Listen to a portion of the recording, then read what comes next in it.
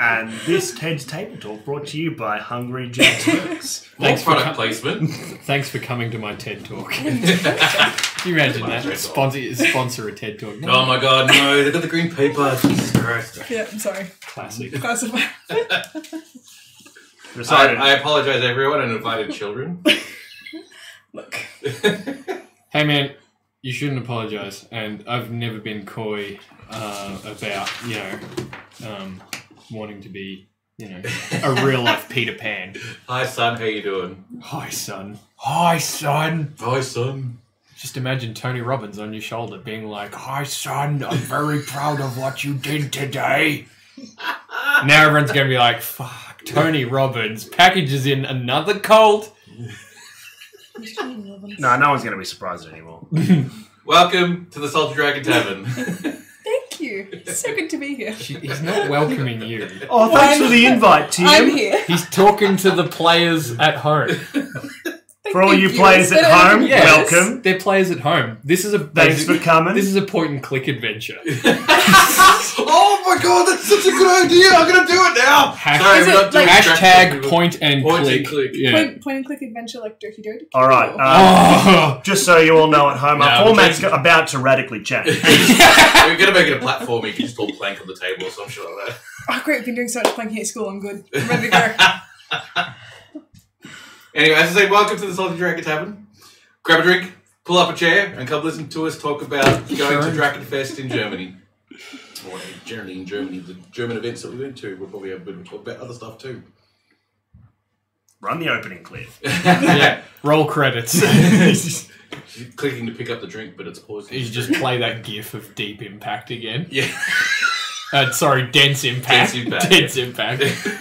So the Shinnen. Yeah, do you want to get sued? Oh god, we're gonna get sued. I said the wrong thing. You did, that's it. Banned and sued. Can you make that the title of your first book? Elon Musk has got, was it Shaping the Future or something, and I'll have banned and sued, prison before 30. Oh no! Oh! Fucking scandalous. Yeah. I should it's out the bag now. I'm sorry, you were in prison? Not yet, that's what I'm saying. I should be able to arrange the prison though for you. Yeah, right. Yeah. Visitation or I've been in prison. Hang on, wait. Sorry, Tim needs to do his promo thing. All we've done is talk shit for 2 minutes. Welcome to the podcast. Promote them LARPs. Promote them LARPs. All right, if you're watching, thank you for coming along. As I said, we are both a mixture of a D&D stream and a LARP stream, all in the one. Plus whatever else I decided to throw out there because I've got other ideas. Tonight is us with my friends here, and there is a small selection of many of the people that I've known who have gone to Drachenfest, who have come here to chat with me about Drachenfest itself. This is a large German-based LARP that runs for technically 4 days, but runs a bit more longer than that over the end and start days. We spend stupid amounts of money just to go over there and actually play in the game, and we're going to do it again and again and again and again. We don't want to buy houses because avocados are too much. Is Drachenfest actually an avocado? Yes. More on that later. Right after we discuss, is the Earth flat? The answer won't surprise you. It's avocado It is flat. It's avocado shaped. I was going to say, it's actually a disc. I would like to introduce my friends, Kat, Gerald. And I'm also here. Package. Yeah, Package is also here. No one recognises him. He's friends. a small-time LARPer. He shall remain anonymous. The LARPer formerly known as Package. Right, so as I said, we are a LARP stream this particular night, on Tuesday nights that we do almost always. If you are interested in knowing about the LARPs that we actually have on offer, we also have ticket sales going. Scroll down in the Twitch page itself, and underneath you will see links to various events that are coming up in the LARP calendar. One of those links also has a small Excel spreadsheet done through Google Docs, which actually has a really good list of pretty much everything that's going on for the next year. And she generally updates it when new events get put into the calendar, for lack of a better way of putting it. So if you're really interested in learning about LARPs in Melbourne, Australia, or even Australia itself, because there's definitely from New South Wales and some Perth folks with their stuff going on, Adelaide, pretty much everywhere. Click on those links, they'll go to the event pages, and from there you should buy tickets if ticket sales available. Black Powder and Bloodlines has their tickets going. They would also like to do some NPCs if you want to do that. Dance here have their week coming up in about 4 or 5 weeks. Black Powder and Bloodlines is coming up. You said that already. Yeah, that was Oh yeah, but he's really excited about it. Sorry, what I mean, bag. Oh no, Tim's stuck in a loop Blood again. and gold, blood and gold. Black Powder, blood and Okay, gold. move the needle, Tim's stuck in a loop. I'm stuck in a loop. Ballarat, Stuck in a loop. Ballarat Quest is on Ballarat this weekend. Quest, their tickets should be not on anymore, but They finish on Thursday. they finish on Thursday. Okay, I didn't realise. I thought it was Get them yeah. while they're still available. Got and 2 days, hot. people. Yeah. And there's actually got pretty good sales, don't they? They've got a couple of hundred going? Yeah, currently more than. Don't say don't. Yeah, more than a More go than to Black Powder and Exodus. Bloodlines? Yeah, good more than save. Exodus. Yeah. Oh man, joke's on you when who knows? It currently has more. Yeah, alright. Yeah. Yeah, alright. I So- didn't realise so it was I'm a race, so my main competitor is now Ballarat Quest. Thanks, guys. I'm shitting on the little guy, thanks to you. Tim, finish your Actually, spiel that's shit on you. before they turn me into the villain. I was going to say. Before I turn from Hank Scorpio to Monty Burns. Alright, as I said, this is also a Dungeons & Dragons stream. So on Sunday nights, we play Dungeons & Dragons with a bunch of friends of mine, and we play in Althea, which is one of the old LARP worlds that is no longer being used. Fantastic for us. Come join us for shenanigans on that particular night and have some fun with us as we just really generally don't play D&D. We just talk shit and crack jokes a lot, as you do in most Dungeons & Dragons tabletop games. Stop feeling off camera. No, I just, yeah. It's a different You're trying to layout feel you on from camera, a couple of weeks ago. Last but not least, of course, this is a Twitch channel, and like all Twitch channels and everything else involved with it, it costs a little bit of money. I'm really sorry. I just remembered I was meant to message someone at breakfast time. Well, What's not breakfast time? it's breakfast time in Germany, and we're talking about Drachenfest. Oh, Just okay, go fair off enough. camera while Sorry, you do that, I just alright? remembered how Also, popular breakfast I am. time and in I've got to Germany message someone. sounds like the worst euphemism. Breakfast time in Deutschland. This is what I gotta deal with. How rude. As I said, this is a Twitch stream, and of course, we always like to have people help us out run this particular thing. And one of the things that people can help us out with running this is donations, either through creating a subscription through the Twitch channel itself. The money that goes into the subscriptions goes to us as well, so it helps us get this thing going. And if you've seen some of the images we've had in the last week, we've got like tons more microphones thanks to the fantastic community that we already have who have donated quite a lot of money already. And if you're not feeling the need to do a monthly subscription, then the other way to do it is to buy bits and bit cheer the channel. And that's basically just like a once-off donation that you can do. Either of those two things you do for us, it helps us out sort of get this thing going even more with better equipment, better cameras. I'm going to get rid of these green screens.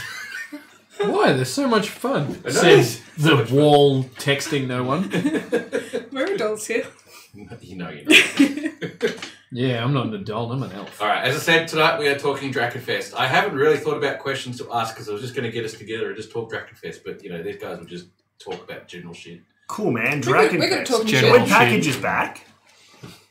Yeah, when package There it is. Oh, where was I? Where was Magic it? trick. All right, so I'm going to give everyone a bit of a rundown about what Drachenfest is in the most loosest possible way that I know of it. I went to Drachenfest, 7.5, 8 years ago now? And that's the only time I've actually been. I haven't had a chance to go back because I decided to go to Italy instead. To LARP or? To LARP, yeah. Yeah. Didn't you watch his just wanna stream check on it. his adventures LARPing in 100% Italy? did not. Yes, and if you go to the YouTube channel of the Salty Dragon Tavern, then you'll see all of those episodes coming up. I love the yes. back catalogue of the Salty Dragon Tavern. It's my favourite channel on YouTube. Yes, mine as well.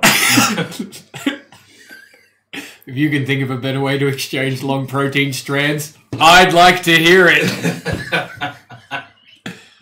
Come on, Tim, get to the Man, point. this is why I usually like to have them early, but Packy decided to rock up 10 minutes before the stream started. That's early. It's No, not. it's not. 7 o'clock is when we're meant to be here. The stream was going live at 8 p.m. And if I Menti was didn't- on time, I would have gotten in here at 8 p.m. But I didn't. I got here early. Yeah. This is unprofessional. And you derive earlier from the word early.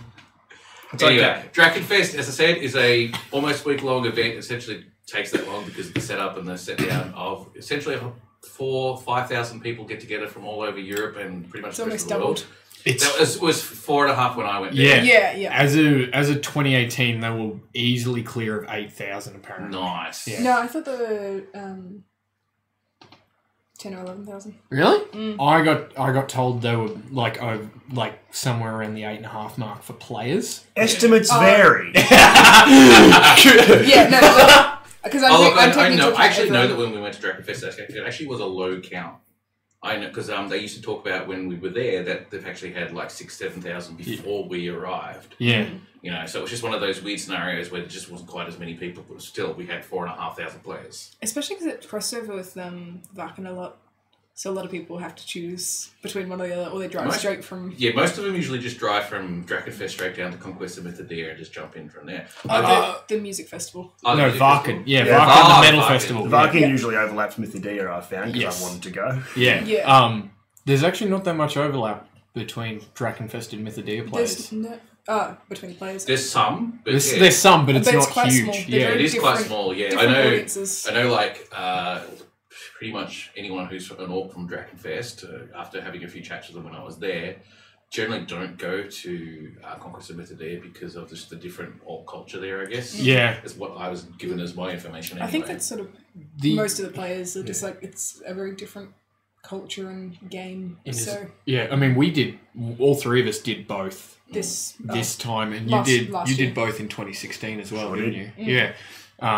So just so that everyone knows, we went in 2016 and 2018. Yeah. And you're intending to go again in 2020. That's right. Yeah, I'm going to go this year too, just to Drachenfest at the very least if I can. That's a very good point there, Dingo, because Drachenfest itself is a PvP game. Yes, yeah, I mean, there's some small amount of NPCs, but generally what you find is, it is PvP, but there are also some groups who deliberately sort of set themselves up like in such a way you can approach them to be an antagonist for you if you need.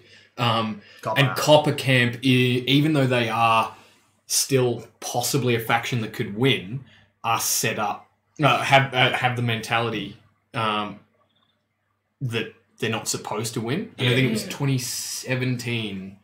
Yeah. It was either 2017 or 2015. Copper Camp apparently nearly won. And then they had to do some like last minute shenanigans to like get some eggs stolen and have a whole bunch of other stuff happen to them because they nearly rolled the event.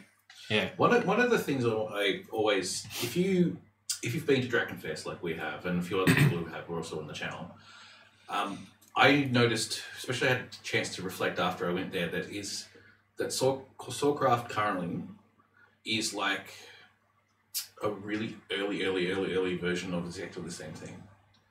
It's the reason why I say that is because a lot of Do you mean the festivals? The festivals, Sawcraft yes. run? Yeah.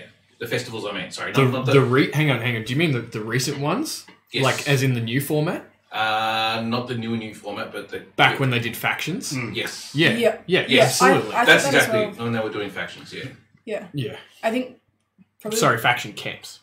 Yeah, I think the biggest difference for me was in player attitude, and one of the best things that was the biggest difference I found yeah, too. one of the best things I heard talking to one of my friends were like, we were asking for a rules clarification, and we asked, well, why can't you do that? And he's like, just sort of ticking over his head, is like, because that would be playing the rules, not the game. And I think that was that really stuck with me. It made me think a lot about most LARPs in Melbourne. Is so many people do play the rules rather than the game.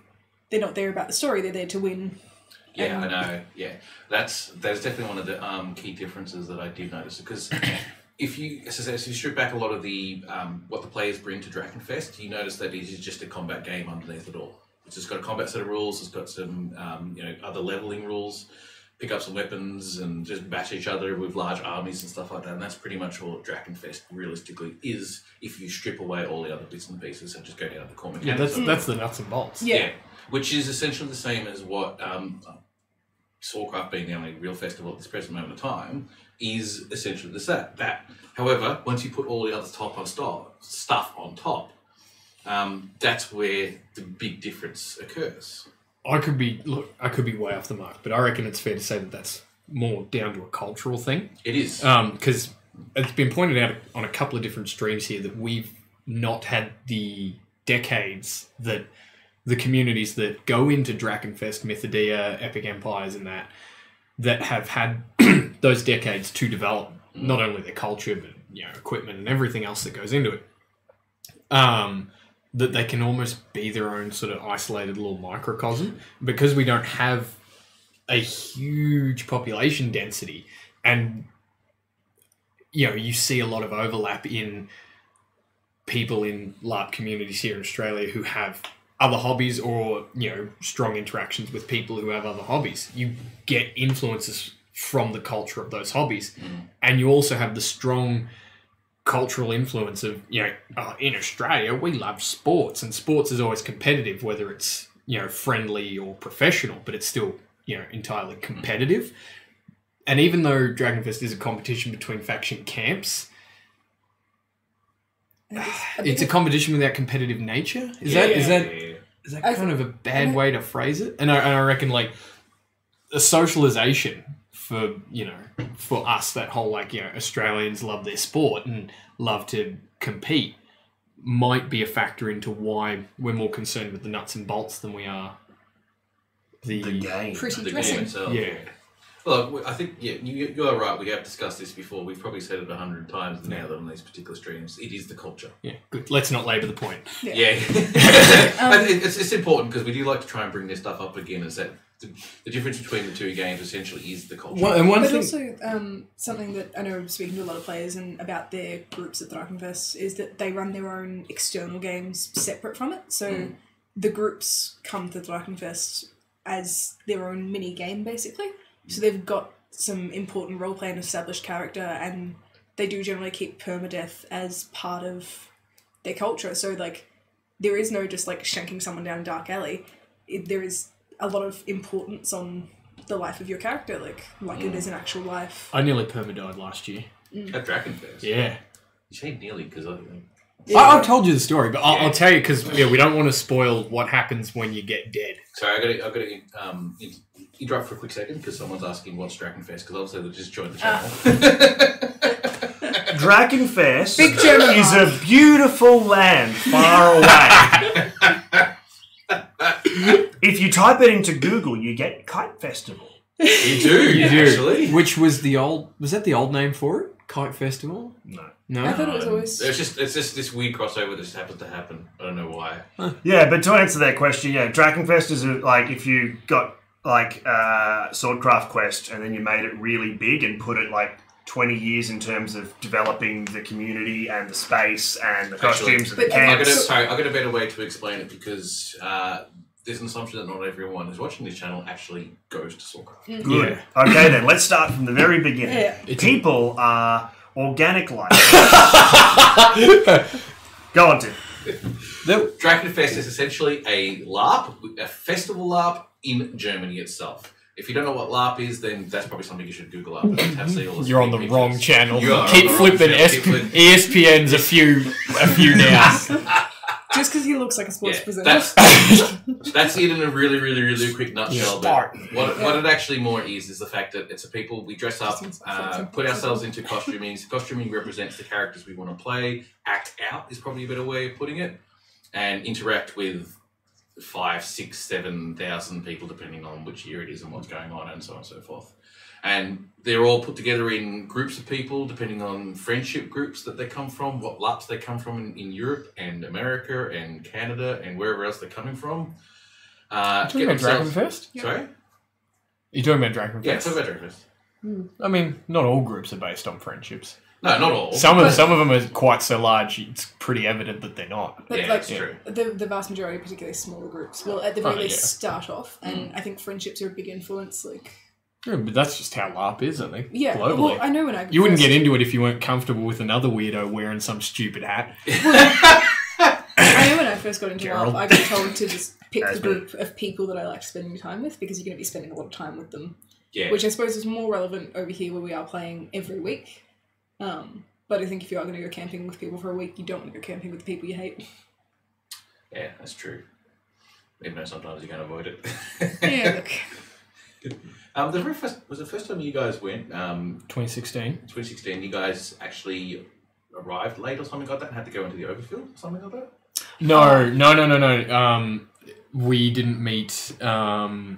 We didn't have a period tent. Yeah, we didn't meet specifications, I and we had like planned to like dress it up and that, but they were like, nah, and we're like, I okay. find that strange because there was non-period tents when we went to Drachenfest. Like we're talking like a small handful. Yeah, no, tucked away at the back. But they take it super serious. Yeah, now. Yeah, and yeah, like cool. even like it doesn't have to be like 100% historically accurate, but like It's got to look canvassy. yeah. Yeah, so the typical bell tent canvases that would be used. So like what do you call them? Cyclone tents, the bell tents. Those, I mean, I suppose a lot of people know them as Sibleys as well. Those sorts of things, they are the bare minimum, but they're absolute lowest rung now. Yeah. For being in the faction camp. Yeah. And They're put up the back of the faction camps. Yeah. if Like yeah. they are your like hidden at the back tents now. Like, Yeah, Interesting. they It's are. actually, there's only been 7 or 8 years. That's evolved a lot. They've leaps and bounds. Yeah. Which is Even the overflow has Yeah. has those or actual like medieval and Wow. fantasy style tents. Like Wow. even really? when we went in 2016, there was Yeah. very few modern tents.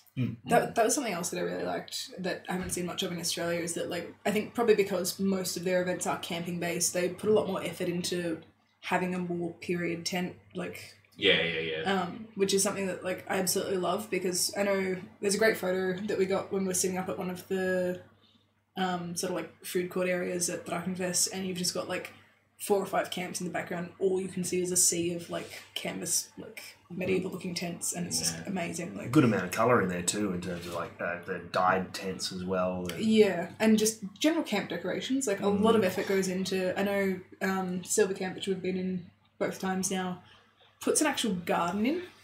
Oh, yeah. I mean, they but did that's that when I was there. But that's part of the rules. The Yeah, the garden's No, part of no, the no, rules, I no, know no. the But like stuff, the I know. extent, because like they set up like a pond in there, and they've got a bridge, and they've got like there's just so much in there, and it's like to think that someone comes up, sets this up for a week, and then packs it up and goes home, like, and there's no trace by the end of it. It's absurd the amount of infrastructure that Yeah. goes Oh, into yeah, absolutely. And it's huge. Like it's not like a couple of plants in like a nice little planter box. It's like you can go for like a decent walk. Like I remember because when we went 7 or 8 years ago, I can't remember, 2011, 2012, not sure what it was. That's when they were creating the new gold camp gates, because they were basically creating completely brand new ones from scratch. And so they had this massive operation going on, just like the saws happening and all the wood happening and stuff like that. And within that 2 or 3 start days, basically of being there, built the whole thing. I think the parts of it they recycled from the original one, but most of it was just built on those 3 days. A lot of the faction camps organise planning days and sometimes workshopping or building days where they go and work on those on their walls and gates. and they also give players an option to donate a certain amount, whatever they can afford, to help them The maintenance costs and things. maintenance costs, but also like adding new things. They're like, look, we want to hear if you've got some great ideas. Otherwise, we've got these ideas. If you want to contribute and you can contribute, like, just donate like this, or this, and you've got some good options. So let me go back to the very first time you went to Drachenfest. I know which story you need to tell. It's not so much about the story. The Nick's brick. Yeah. Oh, yeah, Yeah. we'll get to that. That's, I would worries. actually more ask you about, let's say, it's very hard to say the very first day because the very first day technically isn't in character. Let's say the very first day that you basically noticed that the game was on. I feel like the very first day there was still a lot of opportunities to interact in character, like Not the Sunday, but the Monday definitely. the Monday, which is not an official game day. Kind of like the day once you realise that this is on, people are in character, costumes are being worn. They call it early arrival, don't they, on the ticketing for Monday and Tuesday? Yeah. yeah, that's early arrival, but the game's not on at that point. That's all set up. The game's not on and technically still set up as I goes. actually wanted to go back to the first the question that The first Tim day. had. Yeah, first